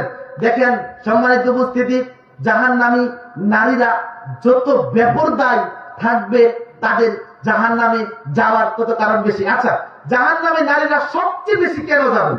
এই ব্যাপারে বুখারী এবং মুসলিমের 2টা হাদিস রয়েছে। বুখারী শরীফের 1052, মুসলিম শরীফের 997। আপনারা হাদিস দেখবেন। আন ইবনে আব্বাস রাদিয়াল্লাহু তাআলা আনহু قال, আব্দুল্লাহ ইবনে আব্বাস রাদিয়াল্লাহু তাআলা থেকে বর্ণিত, তিনি বলেন, ইন খাসাবাতিশ শামসু আলা হাদি রাসূলিল্লাহ সাল্লাল্লাহু আলাইহি ওয়াসাল্লাম, আল্লাহ রাসূলের জামানায় একবার সূর্যগ্রহণ দেখা দিল। আমাদের সময় অনেকবার সূর্যগ্রহণ হয়েছে না? এটা আল্লাহ রাসূলের জামানায় একবার হয়েছে। তখন সূর্যগ্রহণ থেকে বাঁচার জন্য আল্লাহ রাসূল সাহাবীদেরকে নিয়ে নামাজে দাঁড়িয়ে গেলেন। তিনি নামাজ পড়তেছিলেন, নামাজ পড়তে পড়তে একবার এগিয়ে গেলেন, আবার সামনে থেকে পিছন দিকে আসলেন। নামাজ যখন শেষ হলো, সাহাবীগণ জিজ্ঞেস করলেন, ইয়া রাসূলুল্লাহ, রাআইনাকা তানাওয়ালতা শাইআন ফি মাকামিক সুম্মা রাআইনাকা কাআকাতা, নামাজের মধ্যে দেখলাম যে আপনি সামনের দিকে এগিয়ে গেলেন, আবার পিছন দিকে চলে আসলেন, কারণ কি? আমরা বুঝলাম না, আমাদেরকে বুঝান। ওয়ালা তখন আল্লাহ রাসূল সাহাবীদেরকে বুঝাচ্ছেন, শুনো, ইন্নী রাআইতুল জান্নাতা ফাতানাওয়ালতু উনকুদান, আমি নামাজরত অবস্থায় নামাজের মধ্যে জান্নাত দেখতেছিলাম এবং জান্নাতে এত সুখ, শান্তি, ফল, ফ্রুট দেখলাম। আমি জান্নাতের মধ্যে একটি আঙ্গুরের গুছা বা গুচ্ছ নেওয়ার জন্য এগিয়েছিলাম। ওয়ালা আসাবতুহু, আমি যদি এই আঙ্গুরের গুচ্ছটা পেয়ে যেতাম, লাআকালতু মিনহু মা বাকিয়াতিদ দুনিয়া, দুনিয়া যতদিন অবশিষ্ট থাকতো তোমরা এই আঙ্গুরের গুছা থেকে খেতে পারতে, শেষ হতো না। জান্নাতের নিয়ামত কখনো শেষ হয় না।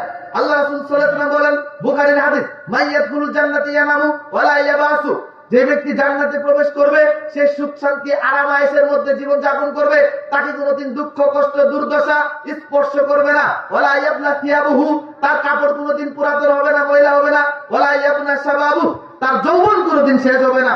জান্নাতি নারীদের সম্পর্কে আর কি বলবো শুনুন, ইরামু খুসুকিহিন্না মিন ওয়ারাইল আবনাল্লাহি, জান্নাতে যেই দল সর্বপ্রথম প্রবেশ করবে এই দলদের জন্য 72-73 জন স্ত্রী থাকবে, হুর থাকবে, তার মধ্যে 2 জন বিশেষ স্ত্রী থাকবে। এই 2 জন স্ত্রী এত সুন্দর হবে যে তাদের চামড়া, তাদের গোশত, তাদের হাড় ভেদ করে হাড়ের মধ্যে যে মজ্জ থাকে উপর থেকে সেই মজ্জ দেখা যাবে। এই নারীরা এত সুন্দরী হবে যে লা ইয়াবুলুনা, তারা কোনোদিন পেশাব করার প্রয়োজন বোধ করবে না। ওয়ালা ইয়াতাগাইয়াতুনা, তাদের পায়খানা করার প্রয়োজন হবে না। ওয়ালা ইয়াসকুমুনা, তারা কোনোদিন অসুস্থ হবে না, তাদের নাক দিয়ে শ্লেষ্মা বের হবে না। সম্মানিত উপস্থিতি, এই জান্নাতি নারীরা যেই উড়না ব্যবহার করবে, খায়রুম মিনাদ দুনিয়া ওয়া ফিহা, দুনিয়া এবং দুনিয়ার মধ্যে যা কিছু আছে সবচেয়ে দামি হবে মাথার একটা উড়না। আল্লাহ রাসূল বলেন, মাউদিউ সাউতিন ফিল জান্নাতি খায়রুম মিনাদ দুনিয়া ওয়া ফিহা, জান্নাতীরা ঘোড়া দৌড়াবে, এই ঘোড়া সওয়ারি তারা হবে, এই ঘোড়ার যে চাবুকটা হবে, চাবুক রাখার জায়গা, জান্নাতের মধ্যে চাবুক রাখার জায়গা দুনিয়া এবং দুনিয়ার সবচেয়ে বেশি দামি হবে। সম্মানিত উপস্থিতি, আল্লাহ রাসূল বলেন, আমি জান্নাতের মধ্যে এই যে আঙ্গুরের গুচ্ছা দেখেছিলাম, আমি নেওয়ার জন্য চেষ্টা করেছিলাম, যদি পেয়ে যেতাম কিয়ামত পর্যন্ত তোমরা খেতে শেষ হতো না। ওয়াউরিতুন নার, কিন্তু পরক্ষণে আমাকে জাহান্নাম দেখানো হলো। শুনো, আমি জাহান্নামে আজকে যে ভয়াবহ দৃশ্য দেখলাম, জাহান্নামীদের চেঁচামেচি, চিৎকার, কান্নার শব্দ, আমি ব্যথিত হয়েছি। আজকের আগে এত দুঃখিত, এত কষ্ট আমি কোনোদিন পাইনি। জাহান্নামীদের চেঁচামেচি শুনে আজকে যত বিহবল, ভীত, সন্ত্রস্ত আমি হয়েছি, আজকের আগে কোনোদিন এত ভীত হয়নি, এত কষ্ট পাইনি, এত ভয় কোনোদিন আমি পাইনি। আল্লাহ রাসূল বললেন, ওয়ারাইতু আকসারা আহলিহান নিসা, আমি এত ভয় দেখলাম, এত জাহান্নামের মধ্যে চিৎকার চেঁচামেচি দেখলাম, জাহান্নামীদের বিভৎস অবস্থা দেখলাম, তার মধ্যে দেখলাম জাহান্নামে শুধু নারী আর নারী, জাহান্নামীদের মধ্যে অধিকাংশই নারী। জাহান্নামে মনে হচ্ছিল আমার কাছে যে শুধু নারী আর নারী, নারীরাই বেশি জাহান্নামে। আল্লাহ রাসূলকে জিজ্ঞাসা করলো, বিমা ইয়া রাসূলুল্লাহ, জাহান্নামে নারীরা সবচেয়ে বেশি যাবে, কিন্তু কারণ কি? জাহান্নামের শুধু নারী আর নারী আপনি বলতেছেন, কিন্তু কারণ কি? আল্লাহ রাসূল বললেন, ইয়াকফুরনা বিকুফরিহিন্না, তাদের কুফরি করার কারণে জাহান্নামে নারীরা সবচেয়ে বেশি। কিলা ইয়াকফুরনা বিল্লাহ, আল্লাহ রাসূলকে বলা হলো, আল্লাহ রাসূল, এই জাহান্নামে নারীরা কি আল্লাহকে অস্বীকার করার কারণে বেশি যাবে, আল্লাহর কুফরি করার কারণে বেশি যাবে, আল্লাহকে অমান্য করার কারণে বেশি যাবে? আল্লাহ রাসূল বললেন, না, ব্যাপারটি এমন নয়, বরং নারীরা জাহান্নামে সবচেয়ে বেশি যাবে 2টা কারণে। এক, তারা তাদের স্বামীর কুফরি করে, স্বামীকে অমান্য করে। 2, তারা তাদের স্বামীর দয়াকে অস্বীকার করে। এই 2টি কারণে, স্বামীকে অমান্য, স্বামীর দয়াকে অস্বীকার, স্বামীকে অমান্য, স্বামীর দয়াকে অস্বীকার করার কারণে নারীরা সবচেয়ে বেশি জাহান্নামে যাবে। আল্লাহ রাসূল বললেন, লাউ আহসানতা ইলা ইদাহুন্না দাহরাতুল্লাহু, তুমি যদি তোমার স্ত্রীর প্রতি সারা জীবন দয়া করো, কিন্তু হঠাৎ একদিন একটু অসুবিধা তোমার স্ত্রী তোমার থেকে পায়, তাহলে সে বলবে যে আমি তোমার থেকে সারা জীবন কিছুই পেলাম না, এমন বলে কিনা? এই যে এই সমস্ত নারীরা জাহান্নামে সবচেয়ে বেশি যাবে। তাহলে এই হাদিসে বুখারী শরীফের 1052, মুসলিম শরীফের 997 নম্বর হাদিসে আমরা নারীদের জাহান্নামে যাওয়ার, সবচেয়ে বেশি যাওয়ার 2টা কারণ পেলাম, স্বামীর দয়াকে অস্বীকার করা আর স্বামীকে অমান্য করা। আরেকটি হাদিস রয়েছে, আবু সাঈদ আল-খুদরি রাদিয়াল্লাহু তাআলা قال, আবু সাঈদ খুদরি রাদিয়াল্লাহু তাআলা থেকে বর্ণিত হয়েছে, তিনি বলেন, قال রাসূলুল্লাহ সাল্লাল্লাহু আলাইহি সাল্লাম, রাসূল সাল্লাল্লাহু আলাইহি সাল্লাম বলেছেন, আল্লাহ রাসূল সাল্লাল্লাহু আলাইহি সাল্লাম একদিন মহিলাদের পাশ দিয়ে ঈদগাহের মাঠে যাচ্ছিলেন, ঈদুল আযহা অথবা ঈদুল ফিতর, এবং তিনি নারীদের শব্দ শুনতে পেলেন, আওয়াজ পেলেন। তখন বললেন, ইয়া মাশারান নিসা, হে নারী সমাজ, হে মহিলার দল, তাসাদদাকনা, তোমরা বেশি বেশি সাদকা করো। ফাইন্নী উরিতুকুন্না আকসারা আহলিন নার, কারণ আমি দেখলাম জাহান্নামের মধ্যে তোমরাই সবচেয়ে বেশি। তখন নারীরা নিজেরাই জিজ্ঞেস করলো, অবিমা ইয়া রাসূলুল্লাহ, আমরা জাহান্নামে, নারীরা জাহান্নামে সবচেয়ে বেশি যাবে, কিন্তু তার কারণ কি? ক্বাল, আল্লাহ রাসূল সাল্লাল্লাহু আলাইহি ওয়াসাল্লাম বললেন, দুইটি কারণ। এক, তোমরা বেশি লানত করো। নারীরা কি বেশি লানত করে না? দেখবেন যে স্বামী এত কষ্ট করে তাকে লালন পালন করে, এত কষ্ট করে তার ভরণ পোষণ করে, ছেলে মেয়ে তাকে এত লালন পালন করে মা, কিন্তু ওই যে একটু এদিক সেদিক হওয়ার কারণে ওই ছেলেকে পর্যন্ত লানত করে, তুই আগুনে পড়ে মর, তুই অ্যাক্সিডেন্ট করে মর, নাউজুবিল্লাহ। যে লানত করবে, যার জন্য লানত করা হবে, দুইজনের ক্ষতি হবে। আল্লাহ রাসূল বলেন, ইদা ইস্তাহাল্লাত উম্মতি খামসান ফালাহিমুদ দাওয়ার, আমার উম্মত যখন 5টি পাপ কাজকে বৈধ মনে করবে, তখন তাদের ধ্বংস অনিবার্য। এক, ইদা যাহারাত তালাউন, যখন আমার উম্মত একে অপরকে প্রকাশ্যে লানত করবে, গালিগালাজ করবে, একে অপরকে প্রকাশ্যে লানত করবে, গালিগালাজ করবে, তখন তাদের জন্য ধ্বংস অনিবার্য। অর্থাৎ গালিগালাজ করবেন না, এটা মুনাফিকের লক্ষণ। আয়াতুল মুনাফিকিনা সালাসা, ইদা হাদাসা কাযাবা, ওয়া ইদা ওয়াদা আখলাফা, ওয়া ইদা উতুবিনা খানা, ওয়া বিরিওয়ায়াতিন ওয়া ইদা খাসামা ফাজারা। যখন মুনাফিক তার সাথে ঝগড়া করে, তখন অশ্লীল ভাষা ব্যবহার করে। এজন্য স্বামীরা মেয়েদেরকে কখনো অশ্লীল ভাষায় গালিগালাজ করবেন না, কিন্তু আমাদের তো মেয়েদেরকে, নারীদেরকে, মা বোনদেরকে যা ইচ্ছা তাই আমরা গালিগালাজ করি। এজন্য মা বোনদের কথা শুনে না, ওরা আপনার চেয়ে 3 গুণ টেরা। আপনি একবার যদি গালি দেন, একবার যদি তাকে আঘাত দেন, আপনার 6 মাস সে সেবা যত্ন করবে না। আর যদি তাকে একটু ভালোবেসে কথা বলতে পারেন, দেখবেন পা টিপে দিবে, আপনার এত সেবা যত্ন করবে, যা চাইবেন তাই করে দিবে।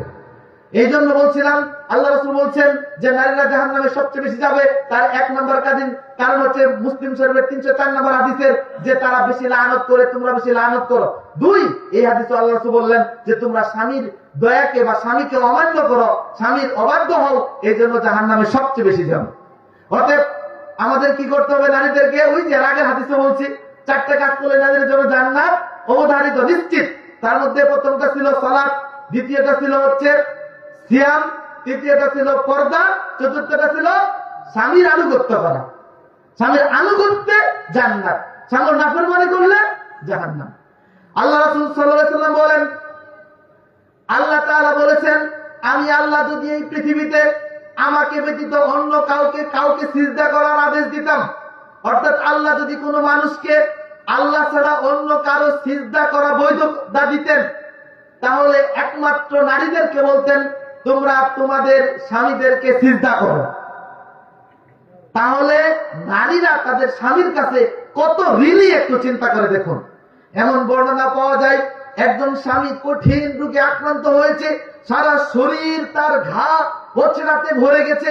একজন নারী যদি তার এই স্বামীর পা থেকে মাথা পর্যন্ত চেটে চেটে স্বামীকে সুস্থ করে দেয়, রক্ত পুঁজ চেটে চেটে সুস্থ করে দেয়, তারপরেও এই নারী স্বামীর ঋণ শোধ করতে পারবে না।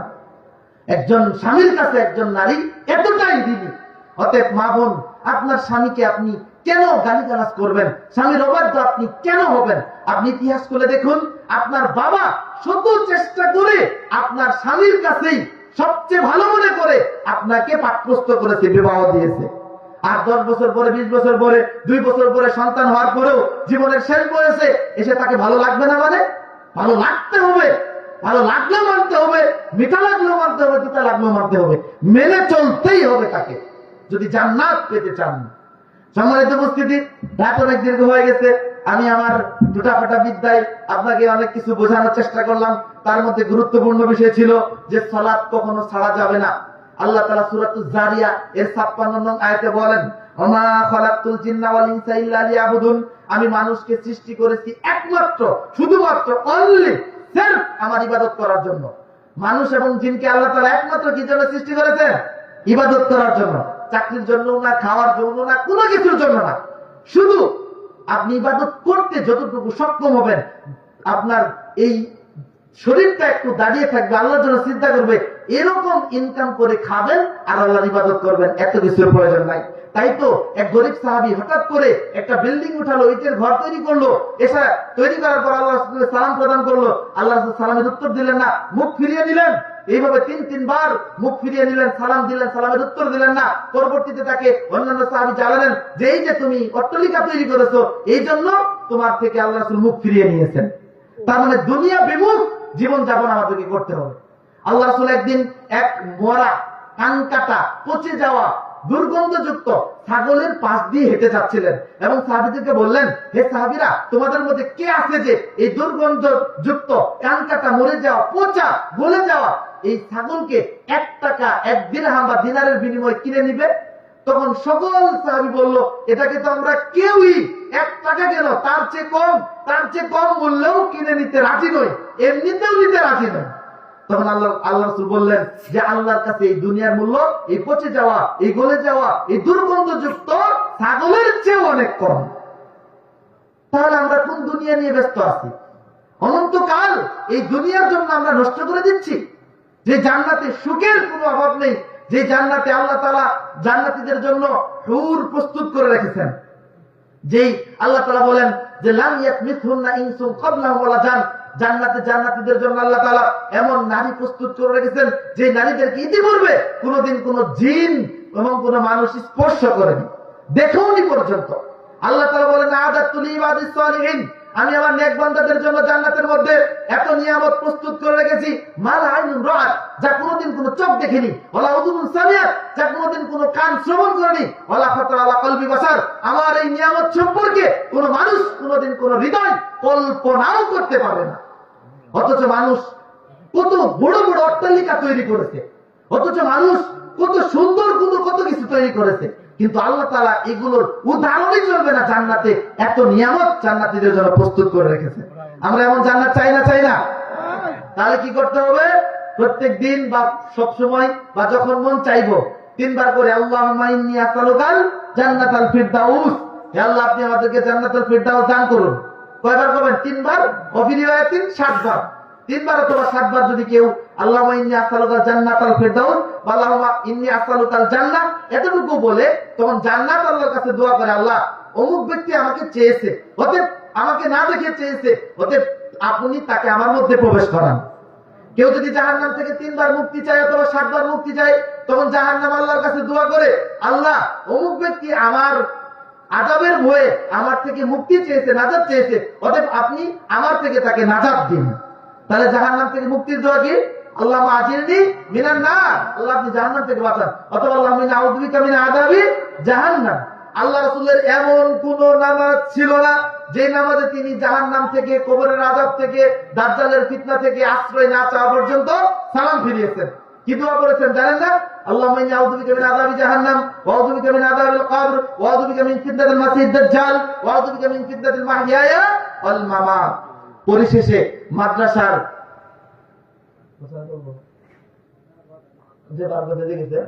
যে মাদ্রাসার বিষয়টি বলে অনেকে ধৈর্য ধরে, তবে বৈঠক ভঙ্গের দোয়া না পড়ে কেউ যায় না। বৈঠক ভঙ্গের দোয়া পড়লে ওই যে আমরা আগে যে ফজিলতের কথা বলেছি, আল্লাহ মাফ করে দিবেন, ক্ষমা করে দিবেন, এবং কি বুদ্দিলাত সাইয়্যাতিহিম হাসানাত, আল্লাহ তাআলা এই বৈঠকে যারা বসে থাকবে শেষ পর্যন্ত অপেক্ষা করবে, বক্তা শেষ করবে, তারপরে বৈঠক ভঙ্গের দোয়া পড়ে চলে যাবে, ওই ব্যক্তির সকল পাপগুলোকে সওয়াবে পরিণত করে দিবেন। এটা 4টি কিছু মনে করেন না। এক সাহাবী বলতেছেন আল্লাহ রাসূল বৈঠকে বসে থেকে তিনি 100 বার একটা দোয়া পড়তেন, রব্বিগফিরলি ওয়া তুব আলাইয়া ইন্নাকা আনতাত তাওয়াবুর রহিম, অর্থাৎ হে আল্লাহ আমি তোমার কাছে তওবা করছি, আমি তোমার কাছে ক্ষমা চাচ্ছি, তুমি আমার তওবা কবুল করো, তুমি তওবা কবুলকারী, তুমি রহমত দাতা। তাহলে এটা করলে আল্লাহ রাসূল 100 বার ক্ষমা চাইতেন বা 100 বার এই দোয়া পড়তেন। তাহলে আমরা নিজেদের জন্য 5 মিনিট বা 2 মিনিট যা আলোচনা করি এর মধ্যে নিজের জন্য জান্নাত চাইবেন, মনে মনে চান, যা চান বাবার জন্য দোয়া করেন, রব্বিরহামহুমা কামা রাব্বায়ানি সগীরা ওয়া কুর রব্বিরহামহুমা কামা রাব্বায়ানি সগীরা। পরিশেষে বলবো, একজন সতী সাধবী স্ত্রী পৃথিবীতে একজন পুরুষের জন্য সবচেয়ে দামি সম্পদ। আর এই সম্পদ যদি গড়তে হয়, আপনার আমার ছেলে মেয়েকে মাদ্রাসায় পড়াতে হবে। আজ স্কুল, কলেজ, ইউনিভার্সিটি গুলোর বেহাল দশা আপনাদেরকে বুঝিয়ে আমরা শেষ করতে পারবো না। আমি একটা ফাজিল মাদ্রাসার ইবতেদায়ীতে চাকরি করি, যাই হোক সেটা প্রাইভেট, আমরা প্রক্সি হিসেবে চাকরি করি অন্যের, আমরা এখনো সরকারি শিক্ষক হয়নি। তো আমরা দেখি তাদের স্কুল কলেজ শুরু হয় 10টার সময়, কিন্তু তারা আসে 8টার সময়, 7:30টার সময়। এসে তারা এই যে আড্ডাবাজি করে, পরকীয়া করে, পুরুষের সাথে কত তারা অবৈধ সম্পর্ক করে, এগুলো গোপনে তারা করতে থাকে। কিন্তু এই মহিলা মাদ্রাসায় সেটা কি সম্ভব? অসম্ভব। ওদের আমার মা এবং বোনের, আমার ছোট মেয়ের সবচেয়ে নিরাপত্তা যেখানে বেশি, সেখানে আমরা পড়াশোনা করাবো। তাদেরকে পৃথিবীর সবচেয়ে দামি সম্পদ করে আমি পাত্রস্থ করব। এতে আমার জামাইও আমার জন্য সারা জীবন দোয়া করবেন, আমার মেয়েও আমার জন্য দোয়া করবেন। একটা মেয়ে একটা জান্নাত, দুইটা মেয়ে দুইটা জান্নাত, তিনটা মেয়ে তিনটা জান্নাত। তবে তাদেরকে আদব কায়দা শিক্ষা দিতে হবে এবং সঠিক পাত্রস্থ করতে হবে। আর কোরআন যার মধ্যে থাকবে, অন্যায় তার মধ্যে থেকে পলায়ন করবে। যার হৃদয়ে কোরআন আছে তার হৃদয়ে শয়তান থাকতে পারে না। কোরআন ছাড়া হৃদয় খালি শয়তানেরই ভয় ঘর।